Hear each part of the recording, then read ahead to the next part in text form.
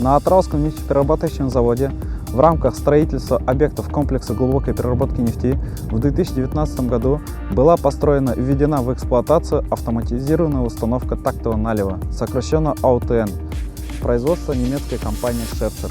Таких установок в Казахстане всего 2. АУТН построена за территорией завода, вдали от жилых массивов города и предназначена для герметичного безопасного налива светлых нефтепродуктов, а именно автобензина, дизельного и реактивного топлива в железнодорожные цистерны. Налив бензола и параксилола на данной установке не предусмотрен. Налив производится закрытым способом с утилизацией паров углеводородов, и количество отгруженного продукта определяется при помощи железнодорожных весов, которые на данный момент являются самым точным методом. В социальных сетях было распространено видео налива на АУТН с пропуском нефтепродукта. Да, такая проблема имела место быть, но обслуживающий персонал оперативно устранил все неполадки и пропуски нефтепродукта.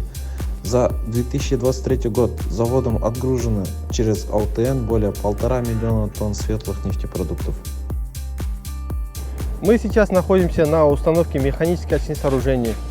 На данный момент по проекту реконструкции производится строительство новых объектов и на сегодняшний день работает первый этап реконструкции, а также подается на пуск-наладочные работы второй этап реконструкции.